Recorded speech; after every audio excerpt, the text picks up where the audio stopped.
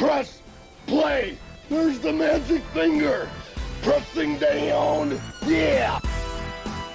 The Wrestling Club with Darren and Brett. We've got a show that you'll never forget.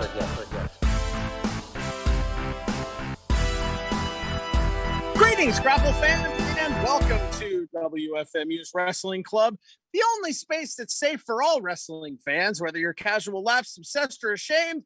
I'm Darren Maybe, broadcasting from the belly of the beast here in Jersey City, New Jersey, where tonight we're going to be talking all about the news. It's a newsworthy, news-heavy episode of Wrestling Club. We've got a very special guest we're going to be talking to. So we just got to jump into this show. Thanks for hanging out. Thanks for downloading. You better hit the subscribe button that's down there somewhere. I don't know. Just look for it. And then you can always be in Wrestling Club. We'll always be together. And that'll be wonderful for you and us. So without further ado, let's jump into the show. Let me introduce you to my tag team partner, coming to us from Hollywood, California via satellite. He is the Jeremy to my Max, Brett Davis. Brett, how are you? Was that Jeremy and Max Buck? That's right. Generation me, baby. Nice. I'm good. We're here in the Wrestling Club Beach House. Not me. Wrestling Club cellar. Oh, well, you should come upstairs. We're having Mai Tais. I got sand and dirt on the floor I like to play in. And we also have a very special guest. We've got Mr. Green missed himself, Scotland Green. Yes, hello. Thanks for having me. I'm hyped about this. Love that intro. Yeah, I gave you a 7. I really should have gone for a 10, but that's okay. I got a little scared.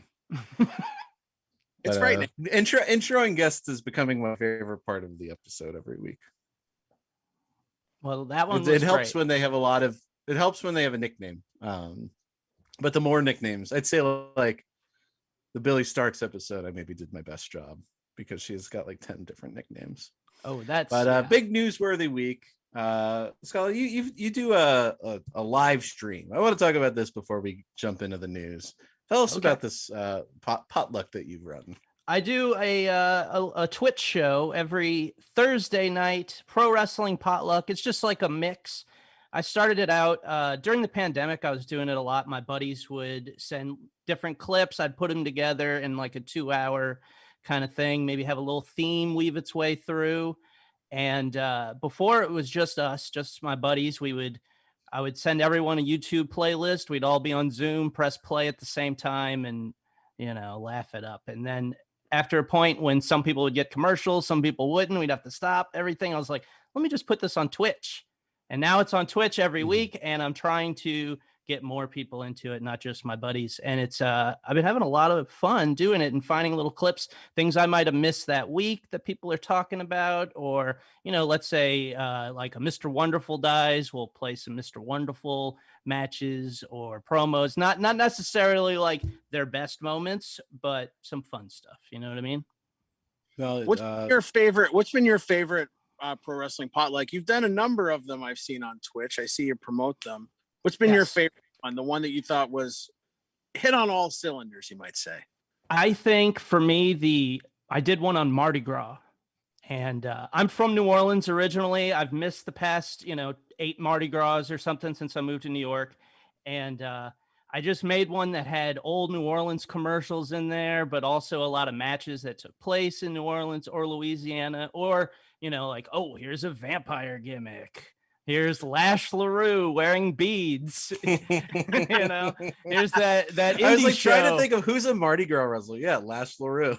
Yeah, it was like slim pickings, but it was fun to just put it together, and it made me feel better because I miss New Orleans and I miss Mardi Gras, so it's a fun little exercise to do that. Yeah, I think that was the one where I made like original stuff for it because I'm starting to learn some editing stuff, so. It was one where I felt good about it. It was a proud moment. Well, where can people find this if they want to jump in? Mr. Green Mist on Twitch, twitch.tv/Mr. Green Mist. I'm also Mr. Green Mist on Instagram. All right. Well, I hope you're ready for a bunch of current events because we got a lot to talk about. We took last week off 2 weeks ago, he crowned the new Mr. Wonderful. It's Delicious Dan, the goddamn Candyman. Congratulations, Delicious Dan. He's really now with it. And now it feels like the wrestling landscape has changed. So let's talk about AEW. Everybody's talking about Daniel Bryan, Bryan Danielson, and CM Punk possibly coming. It seemed like it was almost. It certainly wasn't. Dave Meltzer had a chance to ask Kenny Omega about it, and he didn't say no, it's not happening. He very much was implied that it was. Yeah, he was like, I'm excited about this. And it's like, okay, well, you're a vice president. You probably know. Yeah. Yeah, it felt like when you first heard the news, it was like, this is wrestling rumor bullshit, some Reddit shit, right? Yep. My first buddy that showed me, I was like, that's BS, man. I was knee jerk. Right. But now it's like 2 weeks later, it's like, oh, of course CM Punk's and Bryan Danielson are going to AEW. Where else are they going to go? WWE? Come on. You know, like we're going to get, it's just, it's very exciting. I mean, I'm excited. Daniel Bryan, since CM Punk left, Daniel Bryan's won at WrestleMania, retired, come back, retired, come back, left after main eventing WrestleMania again. Like, we've had ups and downs. Daniel Bryan, CM Punk's been gone this whole time, and there's been a lot of teases. He fought in UFC. That's true. He did that crummy Fox show. Yeah. What? That Fox show where they just talked about WWE. He did that. Oh, that's right. Yeah, backstage. Yeah, everyone forgot about that. He had like a so bad. He was on like some like 911 or some like Fox procedural. But who you most excited to see wrestle who? I think CM Punk is going to be good against a guy like MJF, who's going to immediately go after him in the ways that we're all thinking, and I think that will be really fun. Match-wise, I mean, take your pick, anybody. You know, young guys like a Jungle Boy or something would be a lot of fun, but of course, you know, those dream matches, Omega, be tremendous. Yeah. I mean, the Punk and Omega thing, Omega's really kind of playing 80s heel right now, and I think the Punk feud would definitely bring it back down to reality in an interesting way. You think they're going to put Punk with Omega? I don't see it. I see Not Punk immediately. MJF defeats Jericho. CM Punk comes in, CM Punk and MJF, obviously, right? Like just on mic, the stories those guys could tell. I think that's a given at this point. Where does that leave Chris Jericho? Jericho is the veteran. I feel like CM Punk in this situation becomes the main event veteran. Are you going to move Chris Jericho down? You know, it kind of feels like the Inner Circle is maybe going its own way in some. Yeah. I always hope that Jericho takes time off. That's where I hope all these things lead. I'm like, I hope Jericho's gone for a couple months, but I don't know if that's going to happen. I don't know either, but I see. So on one hand, I see Punk as like a main event attraction, where I see Bryan Danielson, and I'm calling him by that name. Might even start calling him Dragon. We'll see how nerdy I want to get. I think Dragon, I like it. I would think Danielson is going to be a main event wrestler. Does that make sense? Like yes. A main event attraction versus main event wrestler. I think Danielson is going to be going for the IWGP title. The IWGP World title, as they call it now. I think he's going to be going for the AEW title. I see him going to CMLL. I see him going to AAA. I think Omega and Danielson is the direction, which is like weird because everyone thinks, oh, Hangman's going to win the title at All Out. Oh, how about this? Hangman wins the title, has some beers to celebrate. God bless him. And then here comes CM Punk, who hates beer so much. Hates it so much. Yeah. That's cool. I mean, I like Punk as a main event guy too. I think it's you know, I don't really care where it goes. I'm just excited to watch it unfold. I think it's going to be awesome. I think everybody's like, Danielson's going to AEW. I think the real story is Danielson's going to New Japan. That's where he's going. He's going to go to New Japan, and it's going to be great. more, maybe I'm more excited for that than I am either one of them in AEW. Not that I'm not excited for the CM Punk moment. I think it's going to be great. The Danielson moment's going to be really fun. But Bryan Danielson and Okada and Shingo and Naito and Evil and whoever, I think that's Tanahashi, baby. Tanahashi, of course. So Daniels, I mean, maybe they bring Chase Owens. Yeah, hey now. If you bring Danielson into New Japan, just throw him in the Bullet Club. Is he the new Bullet Club top guy? I think that makes sense. Why not? I don't know. He's in New Japan. He can be a heel. He doesn't have to be. I don't want him to be. Everyone's like, I want Danielson to come back, and I want him to shave his head, and I want him to have Final Countdown, and I want him to do cattle mutilation. I don't think Danielson's going to be doing the greatest hits on this tour. I think he's going to want to do new things, and some badass grizzled Bryan Danielson in a revamped, refocused Bullet Club. That's awesome. What would you have said if I said 5 years ago, I'll bring AJ Styles and put him at the head of Bullet Club? You would have been like, that's the stupidest idea I've ever heard. But it was great. Yeah. And New Japan loves doing the same shit over and over. So I think that's a good twist on it. That's my opinion. Well, AEW, they're starting Rampage soon. Are either of you going to the Arthur Ashe Stadium show in Queens? Oh, yes. I was working at my secret job that I'm not allowed to say because I signed an NDA. It's the Real Housewives of New Jersey. Ooh. I'm lying. Am I? But I was working and I didn't get tickets. I was like, oh, it's sold out. I can't get it. But I just heard they got tickets on sale. So I got to buy a ticket. I should say, if anybody in the Wrestling Club audience wants to come with me, I'd love to. I'm soliciting a Darren, date. what are you doing? Darren, what are you doing? Ooh. Lonely. It's lonely. Darren, you've seen the chat. I know my audience. Yeah, what could possibly go wrong? Everything. But I like it. So if anybody's looking for a date to Arthur Ashe Stadium, my telephone number, no, I'm not going to get that out. But you can hit me up anyway. Just look me up. Well, there's a big date happening this Wednesday. The most talked about guy in wrestling that's not a former WWE World Champion, Nick Gage, is going to be wrestling Chris Jericho. The Painmaker. Yeah. It's got the spikes. Yeah, nothing I like on your cheeks. I watched the GCW show. I thought it was one of the greatest things I've ever seen. Really? Greatest? Crazy. Yeah. Okay. Darren, did you watch it?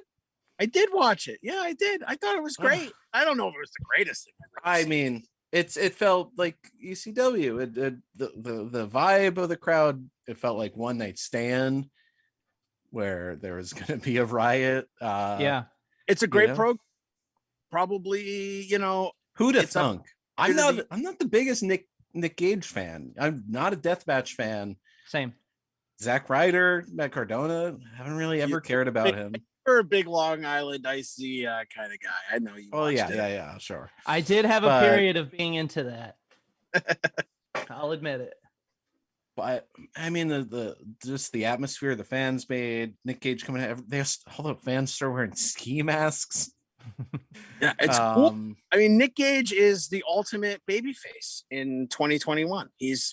Everybody calls him a folk hero, and he is. It's exactly what he is. I don't want to say I didn't love the GCW main event. I did, and I loved the program. Yeah, it was great. It's weird that he's MJF's hired hand, though. That's a little bit of a weird pairing. Yeah, but see where it goes. Yeah. If you need an excuse to bring Nick Gage in 2 days when it's the biggest week of his career, that works fine. Yeah.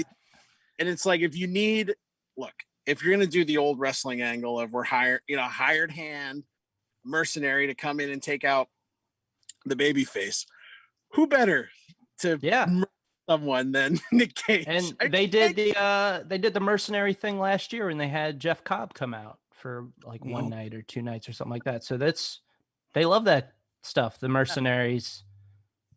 I'll say this: Nick Gage, a much bigger grab than Jeff Cobb. No offense to Jeff Cobb, but I mean, Nick, this is like a really cool match. I'm excited for it. Yeah.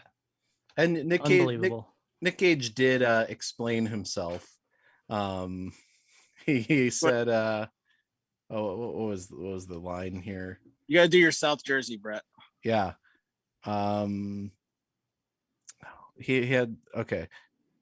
Yo, I just want everyone to know me and MJF ain't boys most of the time. I smack a dude like him around, but sometimes in the streets, money talks, and I'll definitely accept a large amount of money, make Chris Jericho bleed. And if the price is right, I'll end his career just being honest. Sorry, bud, MDK. I agree. Look, if this is Nick Gage in this Zoom? Here's the thing. I think this match is going to be cool. I think it's going to be a storyline thing. I could see Nick Gage and Chris Jericho beat the crap out of each other for 20 minutes, and then all of a sudden they both turn on MJF and cut him up a little bit. It's cool. I don't know. Nick Gage is great. Zack Ryder, Mack Cardona is an awesome. It's really smart for them to put the title on him. You were comparing it to One Night Stand. I compared it to Shane Douglas throwing down the NWA title to create the ECW title. I think that's kind of the vibe, because Zack Ryder and 1994 Shane Douglas have so much in common in that they're not really successful wrestlers. You know, they're well known to wrestling fans, but kind of not great. But he's a great heel champion. I'm happy for him. I hope he keeps the title forever. And you know, he was a deathmatch wrestler that night. He didn't wrestle like one, but he took the bumps of one. He had a white t-shirt that came out dark red. Smart. Yeah, his arm was shredded. Yeah. If you saw the photo, I don't know how you sleep in a hotel room bed with an arm looking like that. Probably it looked rough. Sleep on the other side. I've been before. I mean, yeah, I guess throw the sheets out though. That's fine. And you know, like, it's such a great, like, he's the toy guy, you know. Somebody said, like, oh, MDK, my doll crew. I don't know. It was just a cool spectacle. Yeah, it's kind of like if ECW gave their belt to Jerry Lawler when he came in, all mad at ECW being around. I'm sure they would have. Jerry Lawler wrestled Sandman in a hardcore match. Yeah, and won. Right. It would have been cool. Scotland, did you see the rest of the show? I'm a new fan of Ninja Mack. Yes. Love Ninja Mack. Yes. He did not have a good showing on night 2. Night 2 was a little rough, but night 1 was great. He wrestled Tony Deppen. It was just a really fun match. A lot of the GCW guys, they kind of blur together, and then I realized they're all like the Ohio crew. Yeah, realize I just don't after watching the Sami Callihan Omega match, which had a lot of the same thoughts as Nick Gage and Matt Cardona, but with, you know, a 10th of the heat.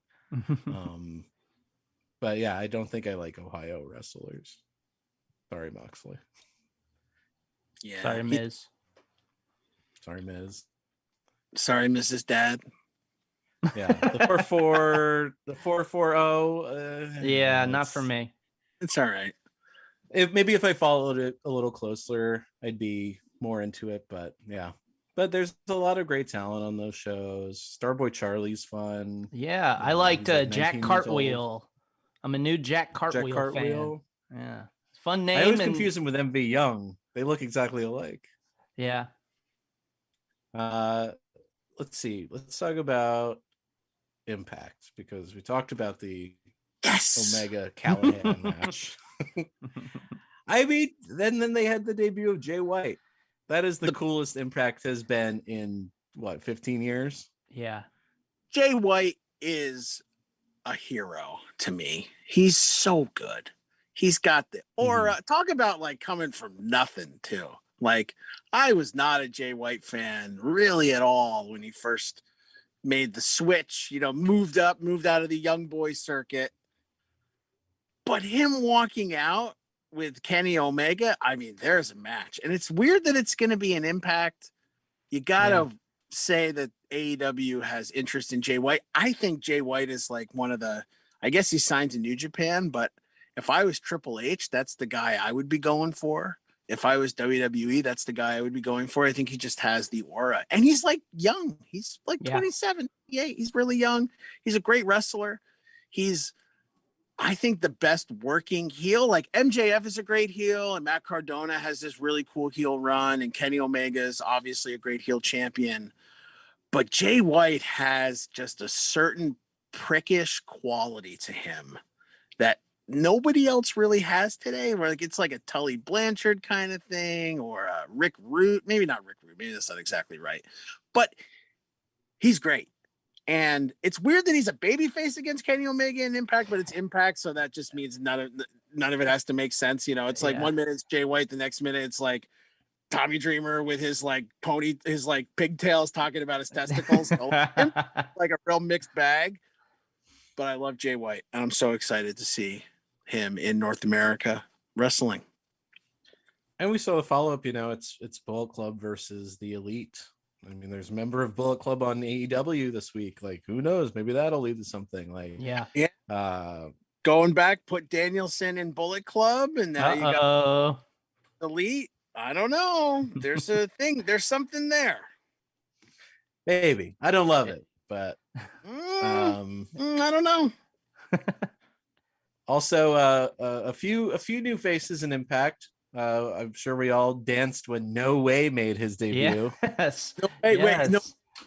No way. I didn't know he did. He had the rosebuds with him too. That wasn't him. That was the other guy. Did he got the rose? He adopted the rosebuds though. It was like they just transferred ownership. God, Braun in the was he in the bunny costume or whatever? Yeah, he might have been in the Cat in the Hat. Yeah, a real funny guy. Also, some wrestling club members showing up in Impact. The Drama King is coming. Has he hasn't appeared yet? He hasn't appeared. They've played 2 vignettes so far. I always, we're biased here, but I thought he had so much potential and got himself over at least 2 separate times. Yep. Once on the main roster. Always gets over. So yeah. Very excited for the former Aiden English. That's awesome. There was a time when he was on the main roster of WWE. I said to my wrestling friends in our group chat, I said, 1 year from now, this guy's singing will be super duper over. And everybody thought I was a fool. I put it in my calendar. And then that year, Rusev Day, all that. And I was like, yeah, I knew it. I knew it. And then WWE did nothing with the poor guy. Of course not. And he's great.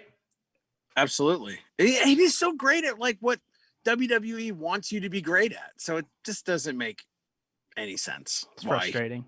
Take off there, but Impact is a good I think it's a good spot for him. I think he could shine there, and it could lead to other things, So interesting. I think there was also another wrestling club member, Brett, that debuted in Impact this week. Maybe she's made an appearance on the show. Right. Maybe not an official member yet. We're working on it. A big fan of Napoleon, if I remember correctly. That's right. Yes. Darren. Missy Hyatt. Now, last time we saw Missy Hyatt, if you follow her Twitter, she was on she was in Louisiana on it was an all girls retreat. They were literally doing Vietnam War reenactment. So she's been very busy shooting things, but now she's in Impact. She's wrestling in Impact, which is kind of weird. But I love Missy Hyatt. Missy, if you're listening, love you so much. Wait, she was teaming with Brian Myers. This is in a future episode, but they taped it. Teaming with Brian Myers, who was named the #1 contender to the Impact World Championship, which is held by Kenny Omega. Yikes. Yeah. And Brian Myers They pulled his name buddies out of a with- hat. Yeah. Is that really the story? No. Honestly, seems it's like Impact. it would be. Yeah. Yeah. Well, they saw Um, Cardona doing so well. They're like, oh, here's another one. Wait, yeah. And, what? and Brian Myers and Matt Cardona are feuding, right? So we could have Matt Cardona and Kenny Omega versus Kurt Hawkins, or actually, yeah, Kurt Hawkins, Missy Hyatt, and Nick Gage. And maybe throw who's Kenny's best female friend? That's my Riho. Mount Rushmore. We'll throw Riho in there. So Matt Cardona, Kenny Omega, and Riho versus Kurt Hawkins, Nick Gage, and Missy Hyatt. That is my dream. Forbidden Door, wide open. I wonder what we got to get Missy on the show. We really, Yes. I want to hear Missy's. I don't want to talk about old wrestling with Missy. I only want to talk about new wrestling. I want to hear what she thinks about Nick Gage. I feel like she loves him. Yeah, I don't want to hear her talk about politics though. Mm. She had a rough go of it. I'd love to talk to her about Vietnam War reenactment, though. What a weird. Can we all admit that's the weirdest war to reenact, right? Yeah. For like housewives. Yeah. Okay, I'm just saying. Also on their way to AEW, Emi Sakura said Yes. farewell for now to Choco Pro, where we are our sister organization in Tokyo. Right. Choco Pro also had their big blow-off match, a 30-minute Iron Man match between Chris Brookes and my favorite wrestler in the world, Lulu Pencil Army represent. Scotland, have you checked out Choco Pro? I have not, and I want to. It's a big hole in my knowledge, so I will ask you for recommendations, and I will slip my some on a recommendation- potluck. Yeah, we Mei Saruga is fun, and Bali and Yaki, they're the tag champs, best bros. Chi, who also wrestled Chris Brookes, the most recent one, is really fun. Too Much Energy is her nickname, and it's really apropos. But Lulu Pencil, we've talked about her on the show a few times. She is both pencil in occupation, as she is a journalist, and she looks like a pencil. And a lot of her moves, a lot of her offense is pencil themed. So she'll kind of point her Oh my body. God. I love that. Did you say like she did a bridge and it was like pencils don't bend? That's right. Yeah. But she's getting better, and she took on Chris Brookes. He's a legit guy. They've been feuding for a year. He stole her hat. He has belittled her. She brought a whole pencil army. Emi Sakura and Minoru Fujita were pencil army, and they still lost. And finally, at the end of a 30-minute Iron Man match, he's got 2 pins on her, and she's just fighting, and she gets a pin over Chris Brookes. Still doesn't count as a win. However, she has pinned her nemesis, and it's a really great story, and she's delightful to watch, and awkward and weird and funny, and she's my favorite wrestler. So yeah, Lulu Pencil, congratulations. I think that's going to be your match of the year. It'll probably be my match of the year. Yeah, I was cheering in my room.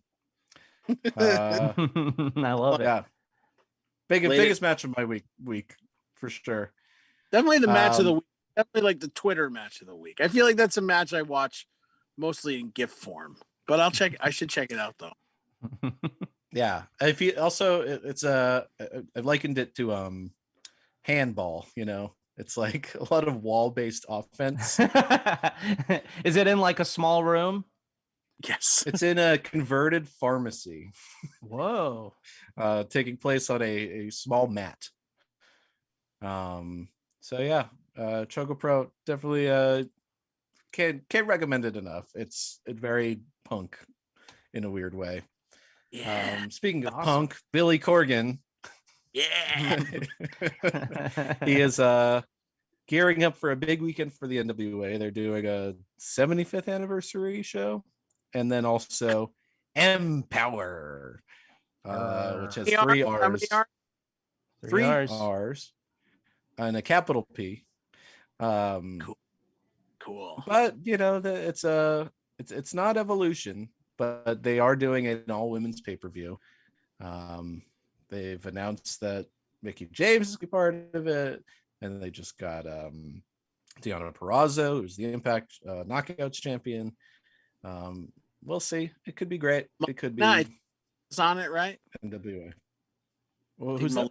Melina, I think, is on it too. Oh yeah, I can see that. Melina. She works NWA. Camille, who is the NWA Women's Champion. I don't know. It's Kylie Ray, I think. Kylie Ray. Yeah, I think she's part of the roster.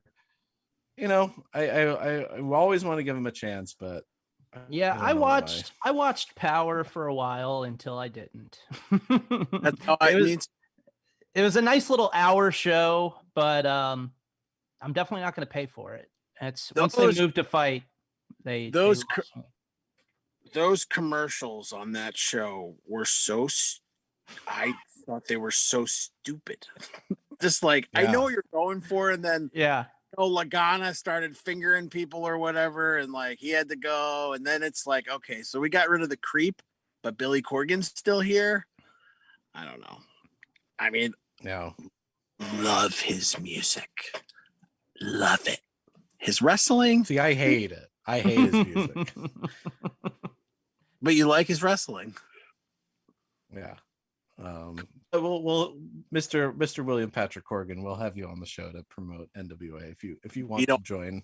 Yeah, but again, no politics. You're not allowed to. This is an InfoWars. So yeah, that's happening there. We talked a little bit about New Japan, but they have a big Tokyo Dome weekend, although you wouldn't know it. Yeah. Yeah, did you? It was kind of like shows out? I honestly, like, when you think about how big like Stadium Stampede was, it kind of like had the same vibe as Stadium Stampede, then a big empty stadium. Yeah, I watched half of that show, and it was kind of a bummer. Some of it, just seeing the way it was, and it's weird to just realize in this year I've watched more Impact than I have New Japan, and I don't know how to look at myself in the mirror now. I mean, New Japan, getting already, it's a wrestling club's really taking it out of me. New Japan was my favorite promotion for the past couple of years, as it was for pretty much everybody, right? Because it was so refreshing. The matches were so good. The feuds were great. They got the English commentary, so it was really easy to follow. G1 is that's my favorite wrestling time of the year. And it's so sad now. It's like we're gonna do a 45-minute Taichi match. I love Taichi. I love Zack Sabre Jr. I love Naito. I mean, I love these guys, right? I love all these wrestlers, but it's just so tired. Yeah, and they've had bad luck. That new belt is cursed. They shouldn't have done it, and now the gods are angry at them. It's rough. I don't know. I mean, we're talking about Bryan Danielson and where he's going to go, and he wants to go to New Japan, and maybe go to Bullet Club, whatever. But I mean, Bryan Danielson. You're really pushing this angle. You're trying to will this into the world. This is like when I was trying to will the Cornette Gethard feud. Ooh. I'll say, but Gethard would cream him. It would be so funny. Mm-hmm. I mean, Jim would definitely. I don't know. You don't think Jim could upset Chris Gethard with something? Maybe with a weapon, but doesn't Gethard train? Doesn't he do some kind of jujitsu? We're talking about a physical fight. Oh, yeah. Yeah. I don't care. Yeah, I've experienced it firsthand. I want to watch. I was injured after a rear naked choke from Chris Gethard. Oh, wow. Yeah. But back to New Japan. Very sad. I don't think anything's going to help it until the pandemic's over. I think they just really cursed by the pandemic. I mean, we're in America where we ended the pandemic. It's over. It's done, I guess. Yep. Breathe it in. Yep. So our wrestling's coming back for a little bit. Japan, they're not doing till that. the end of August. We'll have wrestling again. So, I don't know. It's sad. I miss New Japan. I do think if New Japan can get out of the COVID era, I think it'll go back to being fantastic. I don't think there's anything wrong with New Japan. Maybe they need to make some new stars, but I mean, look at their roster. They just don't have any of the foreign talent. Master Wato is going to take him to the new top. I kind of like Master Wato. Yeah, I kept waiting for something to happen. They brought him in, and I was like, all right, he's gonna do something. He's gonna turn heel, and no, he's just doing what he did in CMLL, kind of. That's cool. Yeah, I watched that Rambo. Yeah, the handcuff battle royal. What did you think of that, Brett? That seems like something you might be into. I got word. Fell asleep. But yeah, you mentioned CMLL. You're getting into Lucha. How is CMLL right now? CMLL's not doing great. I like for the longest time in my life, I would maybe tune into Univision or something, just see a little bit of Lucha and be like, wow, this is nuts. I have no idea what's going on. And then a few years ago, I decided to try and get into Lucha Libre, and I started with CMLL, and that's like the more traditional brand. But now I'm into AAA because they're nuts. That's like the nutty company that doesn't care. I think CMLL is not doing good. They don't pay their guys well, and everybody wants out of there, and they run the same two buildings all the time. So, well, they own the buildings. Yes. And then what's his name died, and there was like some trouble with this estate, and they stopped. They lost Roosh, they lost Dragon Lee, they lost all this talent. Yep. Now they're kind of screwed, but they're not going to go away. I mean, they own no. their so and that's like a tourist destination, those CMLL shows, especially Arena Mexico, because it's just people go there on Friday to watch the Lucha Libre. So it really doesn't matter to them who their stars are in their mind. That's why they let guys like Roosh and Dragon Lee go, because they're just like. But going back to the COVID stuff, Mexico is very much a live event business, and live events haven't worked for the last year. So CMLL, boy, I can't say it, is, really affected by that. But I think in the future, I mean, they've had ups and downs before in their business. So I'm optimistic if they get the right guy and the right booking, they'll come back. But it is tough right now. Yeah. Triple I enjoyed it. It was a fun show. What were you saying about AAA? AAA has the big Omega Andrade match coming up. Yeah, Triple Mania, which I watched last year's free. Triple Mania. It was weird. Was that with Chessman? That Chessman match at the end? I think I watched that. It was like, I'm trying to remember who else was on it. There's maybe it wasn't Triple Mania, but they had the Omega Laredo Kid. Laredo Kid, yes. And it was in a large studio space or something. Yeah. There was some like influencer all over the show. It was just like a strange show. More strange than, the typical Triple Mania. But yeah, anybody you're excited about in AAA right now? I like Hijo del Vikingo. He's a lot of fun. How come he hasn't popped up in AEW? It's like, I guess I don't know. I don't think he works the United States a lot. I feel like he might have like a visa issue, or something. Wasn't he in PWG right before the shutdown? I feel like he was starting to do the PWG thing as like intro to the American audience. Yeah, he's awesome. Who's the other? Is it Cavanario? He's a CMLL guy. I like him. Barbaro Cavanario. He's like got a caveman gimmick, and I love him. He's awesome. He does like a really sick splash to the outside, and he also does this gimmick where he spits a little spit out and then sucks it back in. Like a mean big brother. He does that. It's very nice. Cool. A AAA guy you might like is do you know Mr. Iguana? No, I do know Mr. Iguana. He's love great. Mr. Iguana. He's painted up. He's got green paint. He has an iguana, a fake iguana on his shoulder that he also uses it in the match. He's fun. I like him. I like Nino Hamburguesa. Oh yeah. and Hamburger and Boy. Big Mommy. Big Mommy. Ugh. That's like any like AEW women's division dream match. I want Big Mommy over there. I think she would be great. She's awesome. Put her up and- against Nyla. yeah. Ugh. Put her up one of against Riho. One of those generational dream matches for me is Big Mommy versus Big Mama from Boogie Woogie Man fame. Oh yes. Get him. All right. Get him in the dress. Was he Mama or was? No, Big Mama like- was just Big Mama was who gave Boogie Woogie Man his sugar. Oh, okay. Don't you know anything? I don't fucking like that. I don't like that shit.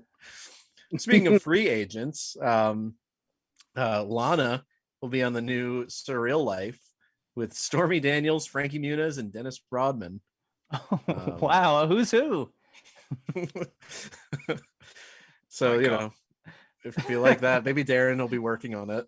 Yeah, maybe they'll hire. I hope. Yeah, I'm moving to Vegas. That's odd. She's like the only one in that group that has like a career ahead of them. Like there's more she can do. Everyone else, Also, like, right? The only person in that crew who is not like friends with an evil authoritarian dictator. I mean, I guess Stormy Daniels is friends with Trump anymore, but they seem to have Yeah. a relationship. What is Frankie Muniz up to? He had one of Saddam's palaces. Yeah, yeah. You didn't know Frankie Muniz was Ba'athist in the Ba'athist party. Also, the International Pro Wrestling Hall of Fame inducted a new member in Andy Kaufman. Ooh, First time Wow. he's ever been recognized within the wrestling industry. Jerry wow. Lawler's been trying to get him in the WWE Hall of Fame for years, and for whatever reason, it hasn't happened. But Yeah. I just happened to have one of these here, the Andy Kaufman Award, Oh, and What- you know, Yeah, how much Uh, do you think you pawned that for? this is priceless, Darren. I don't know. I couldn't put a price on it So because it's of no value. yeah, it's actually of much value. Definitely How more mu- valuable than the other Andy Kaufman Award winners, because mine has lasted 6 years. And if you want to try to take it from me, then try. But I'm the number one. I'm the king of Kaufman. Woo! The family stopped giving out the award the year Brett won it. Other last news, we have Pee Wee Herman and David Arquette faced off on Family Feud. David Arquette's team included Jungle Boy, RJ City, Pretty Peter Avalon, and Dalton Castle. I didn't see it, but I didn't see it. I want to. I try and watch all the wrestling family feuds that have ever happened. They're all Mhm. fun. Yeah, It's a I great need to leg. see It's it. WWE, Glow, Yep. TNA. I think WCW did it too. I think it was WCW. WCW versus like some bodybuilding weirdos or something. Yeah, They like definitely Jim did it. 'cause Ross I feel was like part there of was. it. I feel like Sting and Davey Boy Smith were like the baby faces on it. Yeah. I remember Jim Ross being part of the team. Cool. And WBF. WWF had like Tatanka and IRS and A pilled Shawn up. Michaels. Yeah. It was like pill era Sean, so he's not doing so good on the buzzer. That's money. And Ray Combs, former host, appeared at WrestleMania. Weirdly, Steve Harvey hasn't appeared at WrestleMania. You'd think that would happen. That by is now. weird. He probably wants too much money. I'm sure. Yeah. Like instead of Ron Simmons saying "damn," it could just be like Steve Harvey being like, I don't know. That's the thing. Now to do. this isn't wrestling related, but this is Family Feud related. Have you ever seen the Family Feud episodes where they're all celebrity impersonators on both No. teams? No. Please just check that out at your earliest convenience. It is like the saddest thing because it's like a guy who looks like Jack Nicholson from some angle having to play him for 22 minutes and play Fast Money as his character. There's like a fake Robin Williams. It's bizarre and it's wonderful. Seek it out. It's on Honestly- YouTube, of course. Honestly, it sounds like a lost episode of The Special without Brett Davis, doesn't it? It really does. Yeah. Yeah. Like the week we found a I don't know, a Sylvester Stallone impersonator we found on Craigslist. It's like, what are we gonna do? Well, what about Family Feud? Yeah, honestly, there's a if we guy had who's Wayne, just wearing a Wayne's World hat. If we had a slightly bigger budget, that would have happened. WWE news. There's a lot of it. This morning. We didn't talk about WWE at all yet. We're already 45 minutes into the show. That's how exciting wrestling is. Blumhouse is developing the United States of America versus Vince McMahon.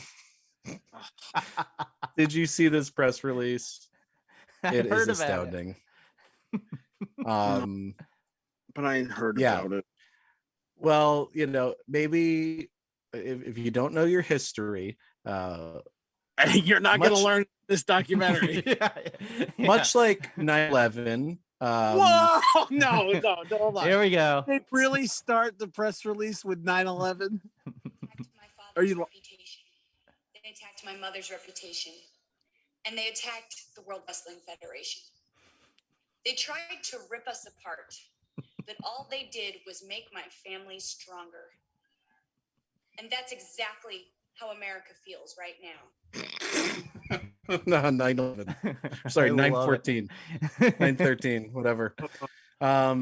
Yeah, so they got this press release. It's bad. It's very clear that this is going to be the Vince McMahon narrative from the people from the people that brought you DX won the Monday Night Wars. Here comes Vince McMahon is the underdog. The stand-up WWE, the documentary. I just want to see whoever's playing him. Who's going to play him? Is it going to be like Seth Rogen wearing the neck brace or something? That's what I want. Oh, yeah. Well, let's see. The show will delve into WWE during the 1990s. At the time, Rupert Murdoch had purchased the New York Post to further his massive infiltration into the U.S. media landscape. For years, infamous Post writer Phil Muchnick regularly hammered WWE chairman and CEO Vince McMahon in his column headlines like, legislators give WWE a free pass on roids, and McMahon skips through the cemetery, eventually capturing the attention of the FBI and the U.S. Attorney's Office, the Southern District of New York, the nation's most prestigious federal prosecutor's office, with a conviction rate of over 96%. He talks about, Jason, Chris, and their team at Blumhouse create amazing work. We look forward to delivering an inside look into one of the most pivotal moments in our company's history, said Kevin Dunn. Oof. We have a dramatic, riveting saga that's crazier than fiction that will appeal to a cross-section of Blumhouse and WWE fans. What? Said Chris, like, this will? I don't know. So, Matt. Yeah. I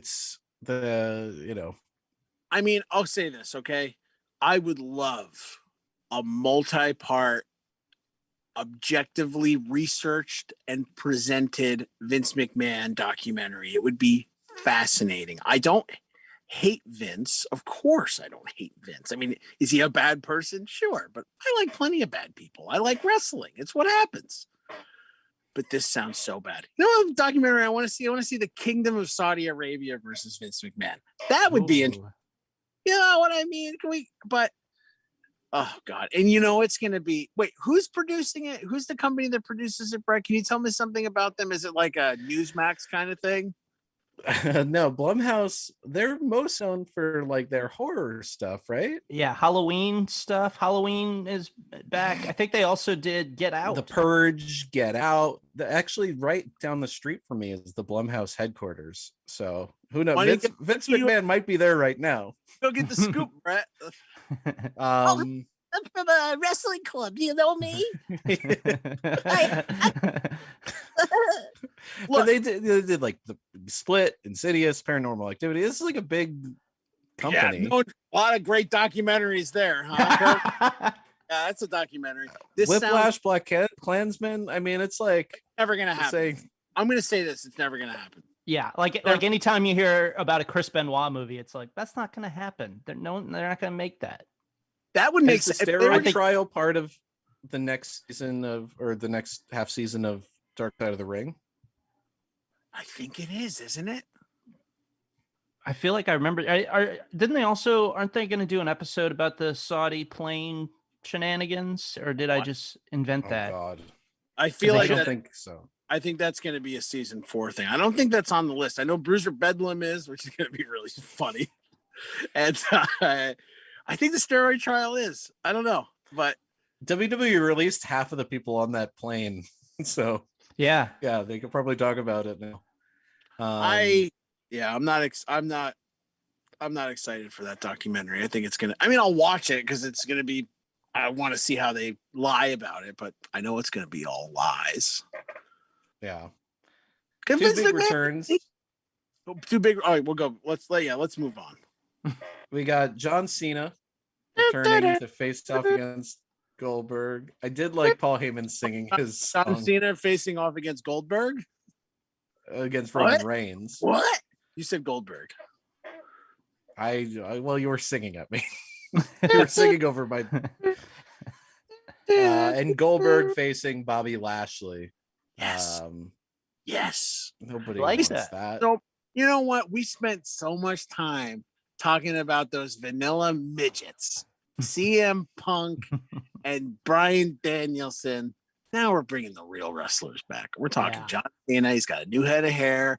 Yep. He's got John Deere colors, which are always a favorite. Yep. And he's great. It's great. John Cena, he's going to open every show on television. He's going to be on 205 Live. He's going to be on Main Event. He's going to be on NXT every week, coming out doing the same promo. And I guess people will like it because they don't have anything else to watch on WWE. And then you got Goldberg. I'm hoping we get Gage. That's always, it's so stupid. Oh, Yeah, the Goldberg stuff. I can't. It's just not for me. I was a teenage smart that was over Goldberg. So him being over here now, I'm just like, I don't want it at all. He's just the only one left, and they don't have. Obviously, they're not gonna push anybody new. I mean, why couldn't you have had Big E ready for SummerSlam main event against Bobby Lashley? Or I mean, John Cena and Roman Reigns, I understand. It's a stadium. John Cena's a huge star. I mean, the Observer reported, how the house shows are up because Cena's on them. Great. I understand it's the wrestling business. That's fine. Goldberg is selling no tickets in 2021. Bloom is off the rose with Bill Goldberg. So Bobby Lashley house destroyed Kofi Kingston after they were like teasing, oh, maybe this is like Kofi Mania Part 2. He beats him, demolishes him. And that should set up Big E versus Lashley. Yeah, it makes sense. He also beat up Xavier Woods. Briefcase. Yeah. He beat up Xavier Woods. Now Big E could challenge for any title, but instead we got Goldberg. Well, no, Big E. 5-minute match. Big E is busy. He's going to be wrestling Apollo. That's right. They need to finish that feud. They're best of 36 or whatever. I mean, that's just what I like about wrestling. It's like a great song. I listen to it over and over and over and over, and I never get sick of it. I mean, credit where credit's due. They are changing up the roster for the first time in a long time. How? Where? When? Who? Bill Finn Goldberg? Balor, Tony Okay. Storm, That's true. Knox, Shotzi. I like their names shortened better. I like Knox. I like a nice 3-letter name. Finn is cool. I'm happy to see Finn Balor back. They're not. Why isn't he? He could be in the main event. Like you could build around him. I haven't been here. I've been in NXT. He's too young. He's too young. He's only 40 years old. Well, they're putting him in a match with Roman Reigns, which is like, okay, well, I guess he's going to destroy Finn Balor on his way to Cena. Yeah. Yep. Like, For him to do something with Finn Balor. What are you saving Roman for? The Rock? Is that what the big show is going to be? They're going to really do 55-year-old Rock in next year? Yeah. Maybe. I mean, I guess so. I guess that's the match. But He's a then bigger star than Goldberg. once Roman, okay, so let's follow this. Once Roman Reigns, okay, let's say Roman Reigns beats John Cena. He beats Finn Balor, Big E. He beats everybody, and he beats The Rock. Now he's the top. Now he's beat everybody. What do you do? What's it matter? Now he's got to get somebody else over, and there's nobody for him to get over. They're going to bring in Braun Strowman at a discount price. He's back, making less money.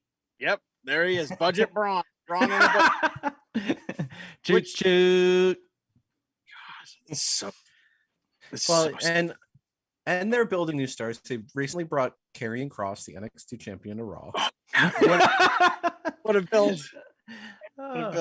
He got beat and lose in 5 minutes to Jeff Hardy.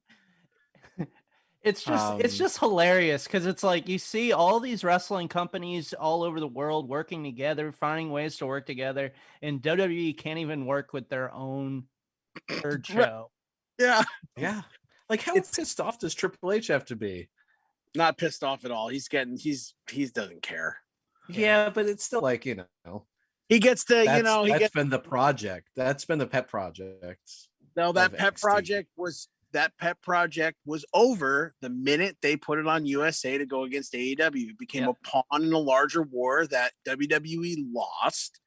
And now they don't care. They're not about weekly television. They're not about weekly feuds. They're not about getting new wrestlers over. They're about creating content.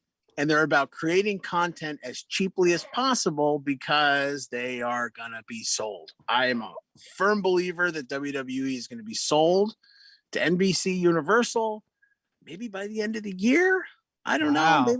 Maybe that's a little too, I'm going on a limb too much, but I think they're done. I think they're getting sold and they're gone. Did you see SmackDown at Rolling Loud, the hip hop festival? I heard about it. I didn't see it. I heard it didn't go so well. Well, it looked great. Did it? It looked great. But it was did it at like sunset. Beautiful. But also Daly's Place has looked good at sunset too. Yeah. Here's the problem. And they had a crowd that cared. Well, that's the thing.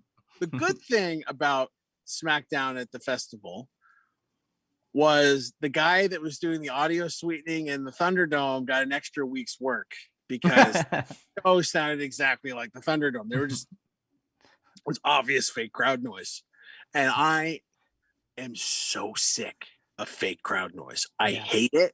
It used to never bother me. I never even noticed it before the pandemic era. But now WWE is so liberal with it. They used it at WrestleMania. They're going to use it going forward as much as they want. They don't give a shit. They don't care about the fans. They don't want a fan reaction. They want they just want to, whatever Vince McMahon wants, they just want it to. They have an idea of what they want, and it's not dictated by the fans for sure. And that's why it's so disingenuous. And like, we've been missing, there's this fucking stupid video package. Missing our fans, Stephanie's getting out there talking like it's 9/11 again. And it's so pathetic. And I just, I hate it. I hate it so much. I hate fake crowd noise. I'd rather silent wrestling than fake crowd noise wrestling.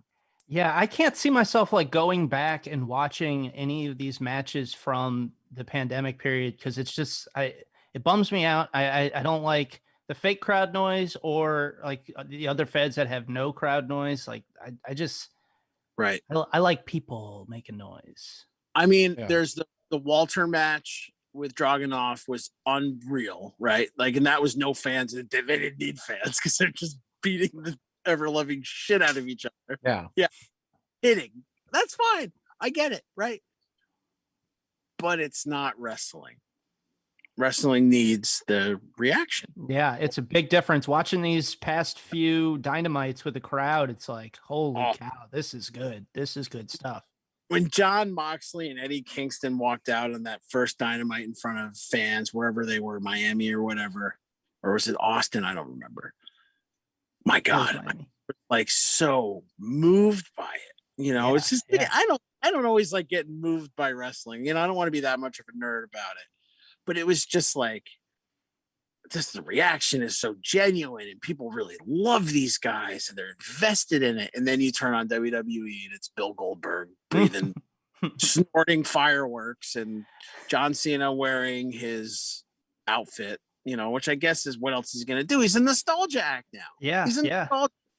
And that's all WWE does is nostalgia. One thing I like will about say- the Rolling Loud thing is that I love that WWE had an ambush show. It's like I've been a part of a lot of ambush shows at like Chinese food restaurants and stuff. They have one now. It's beautiful. That's cool. Yeah. I like Yeah. Yeah. Poor people just waiting to see Travis Scott or whoever. And that's the thing, one of my favorite wrestling shows of all time. Like, I barely like wrestling. Let's be honest. One of my favorite is WrestleMania Rage Party. There are no matches. It's like Isaac Hayes and the Cherry Papa Daddies performing, and then in the crowd you get like Shane McMahon like grinding on Deborah and Pat Patterson farting in Gerald Briscoe's face. Like, if you're gonna go through the trouble of putting a ring on a stage, and that stage fell apart the night before too. There was like some thunderstorm or something, and they had to rebuild it last minute. But you're at this festival. Okay, yeah. Put Bianca on the stage, put the Street Profits on the stage. Great. But like you watch the show, it was just like, and now we're gonna go to Miami where there's this shitty Chad Gable match.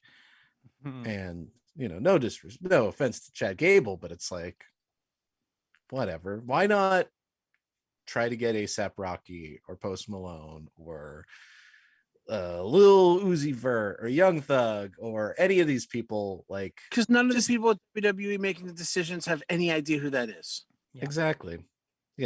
Like, just maybe it's not for everybody, but I think the people that like hip-hop, modern hip-hop, besides Wale, who was featured, but I wouldn't call him modern hip-hop at this point. Why not just feature some of these people and really just lean into the fact that you've gone through the trouble of setting up a ring and froze a music festival to have two quiet wrestling matches. Yeah, that's so odd.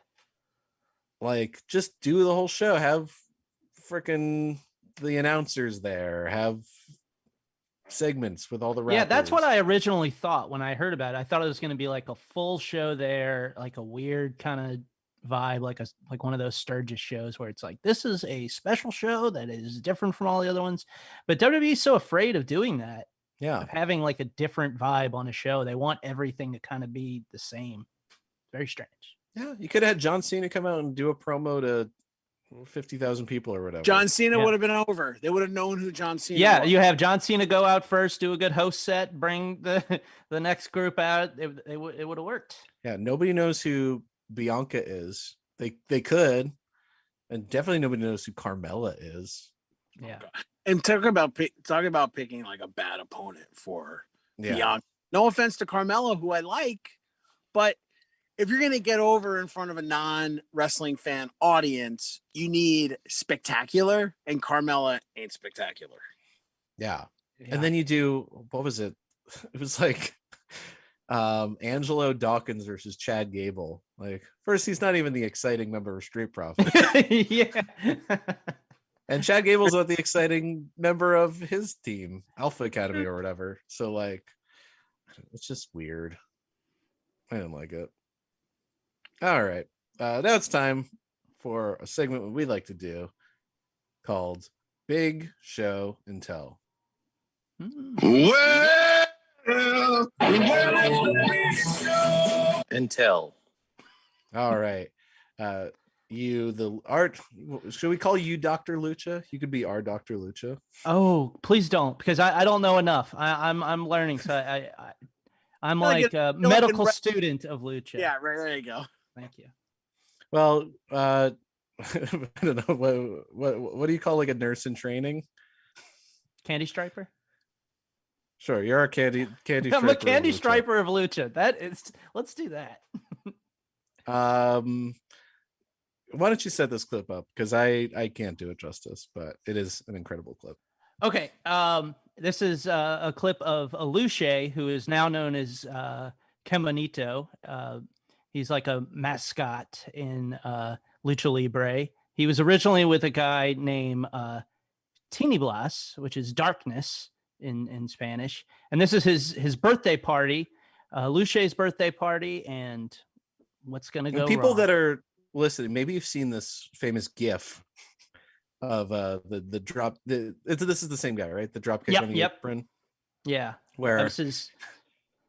I don't know who's doing the drop kick, but this person is drop kicking a little person who is dressed like an Ewok, basically, like a little blue Ewok.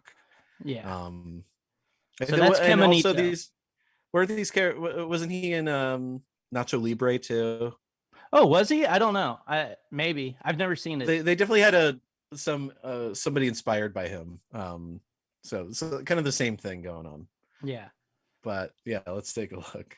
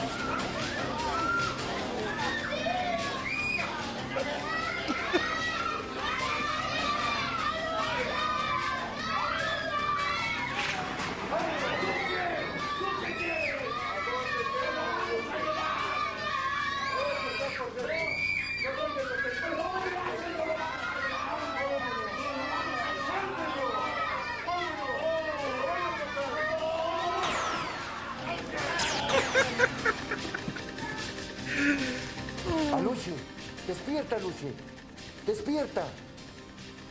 Otra vez con otra de tus pesadillas, Aluche. ¿Estás bien? ¿Están bien, niños? ¡Sí! Bueno, qué bueno, me da mucho gusto. Vámonos, Aluche.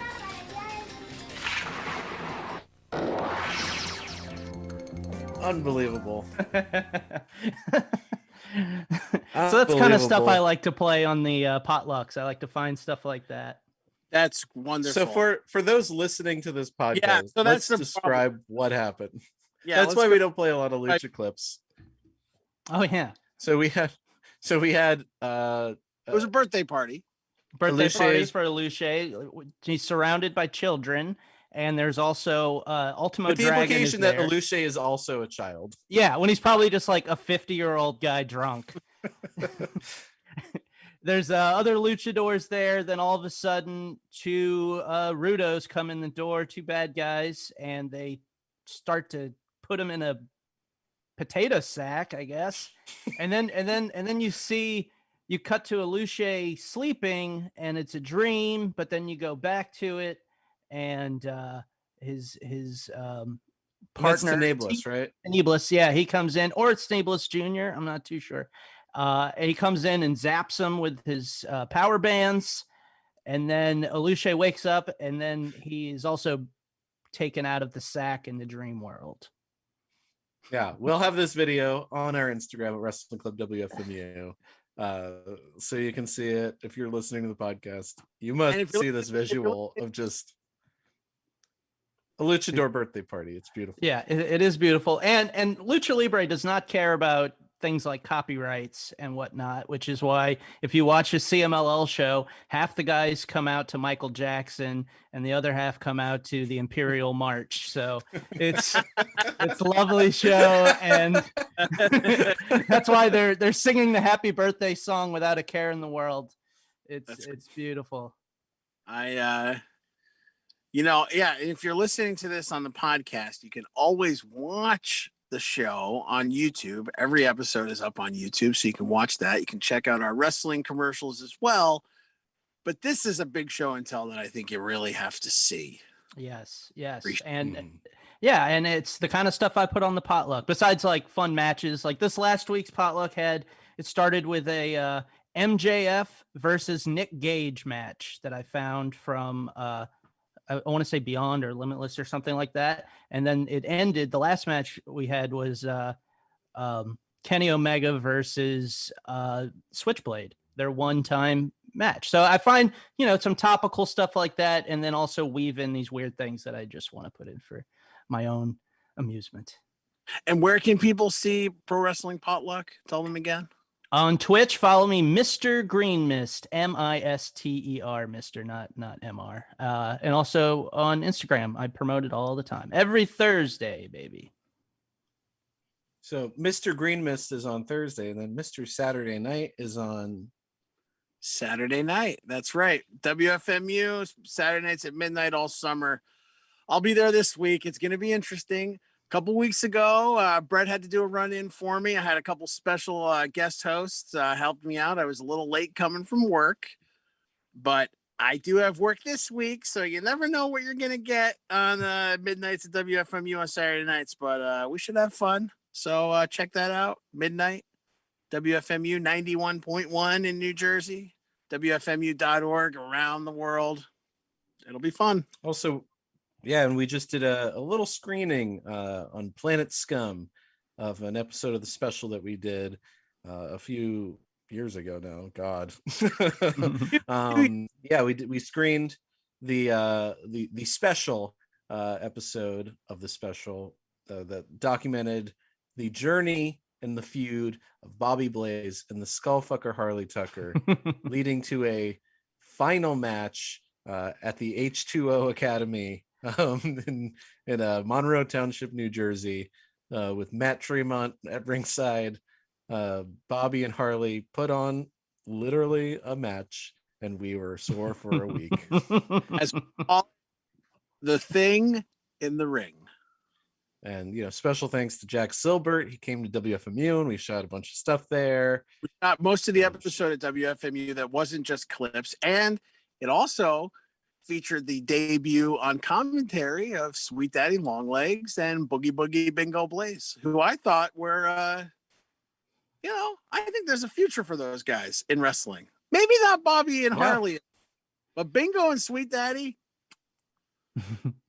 Love it. And there's cameos from Lita, Dave Meltzer, Loki, New Jack, Selena De La Renta, Dalton Castle, Virgil. It's a jam-packed show. Cole Cabana. So that's the thing. Mike. If you saw AP Mike.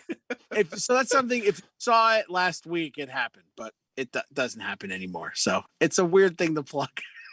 Well, you could find it, dummy, on YouTube. Check out the special without Brett Davis, Thing in the Ring, where it lives in perpetuity. You missed our commentary over it, but you can still see our one. I have a question. Why do we only have commentary over the first minute of the match, and then it goes silent, like the that Dragon Gate main event where the announcers were like, "We're just gonna bow out right now. We're just gonna let the art in the ring do the talking for it." What we you just forget answered your own question. Okay, good. I thought that was also it maybe had something to do with I was editing it, and I was coming out of one of the deepest depressions and most exhaustive months of my entire life. Worst time of your life. That's right. Yeah, that was while we were wrapping up the show, and I was doing everyone's job on the show. Brett, this is another podcast. This is another topic for a different podcast. Yeah, why don't you take us out? All right, that'll do it for Wrestling Club. Thanks to Scotland Green. Thanks to the man upstairs, Isaiah, Steve D for the theme song, and the fine folks at WFMU Radio. If you dig Wrestling Club, please like, share, subscribe. Give us a 5-star rating on the Melcher scale. Spread the word. Tell your friends. Wrestling Club will return next Monday night live on YouTube, so please check it out. But until then, for Brett, I'm Darren. This has been Wrestling Club. We'll see you next week. Bye-bye.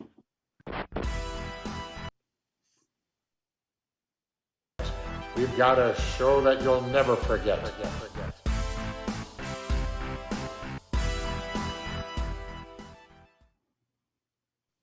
Yes, thank you. That was fun. I wish I had seen somebody chat called a Saudi show Blood Money in the Bank. That's funny. Oh my God. Well, that was 4 hours of my life. We've been doing this 4 o'clock. Oh man. God, I have work tomorrow. The housewives need me. So that is what you're working on? That is my job. I work at Real House. Not all the time.